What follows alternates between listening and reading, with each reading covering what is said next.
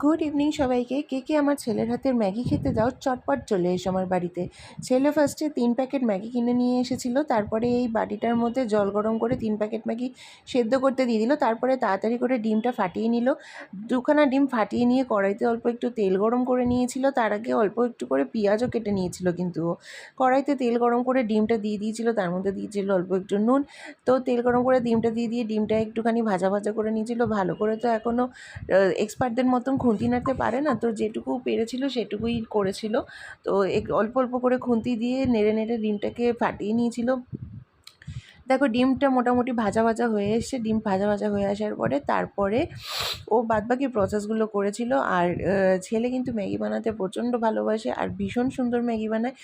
আর আমি বলে দিই, আমার ছেলে ক্লাস 7-এ পড়ে, 13 বছর বয়স।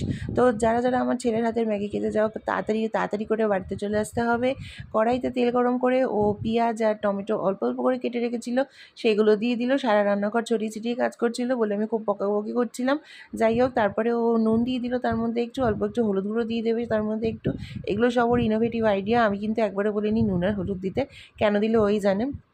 তারপরে ম্যাগি প্যাকেটের সমস্ত ম্যাগি মশলাগুলো ফটাফট করে দিয়ে দিয়েছিল। ডিমটা কিন্তু ভাজা ভাজা করে তুলে নিয়েছিল। তারপরে এই দেখো অপটু হাতের খুন্তিটা নাড়ছে, নাড়তে পারছে না ঠিক মতন করে।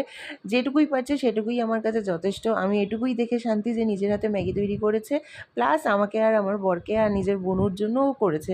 শুধু একা একা নিজেরটা শুধু রেডি করেনি, কিন্তু আমাদের সবাইকে আবার সার্ভও করে দিয়েছিল, সেটাও আমি তোমাদের দেখাবো। দেখো সব ম্যাগি মশলাগুলোর উপরে একটু একটু করে সব দিয়ে দিয়েছে। দুটো ওই ভাজার সময় দিয়েছিল, দুটো আবার এই সময় দিল।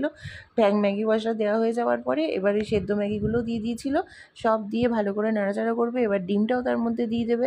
ভীষণ ভীষণ ভীষণ সুন্দর খেতে হয়েছিল ছেলের হাতে ম্যাগিটা।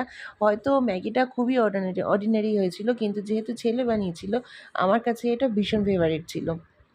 তোমরা কারা কারা এরমভাবে ম্যাগি খেতে ভালোবাসো অবশ্যই আমাকে কমেন্ট করে জানিও। ছেলে শুধু ম্যাগিটা করেও নি, তারপরে আমাকে, আমার বরকে আর নিজের বোনকেও সার্ভ করে দিয়েছে। আর আমার মেয়ে কিন্তু ম্যাগি খেয়ে দাদার পুরো ফ্যান হয়ে গেছে। দাদাকে অনেকবার থ্যাংক ইউ বলেছে এত সুন্দর একটা ম্যাগি বানিয়ে দেওয়ার জন্য। সবাই সুস্থ থেকো, টাটা।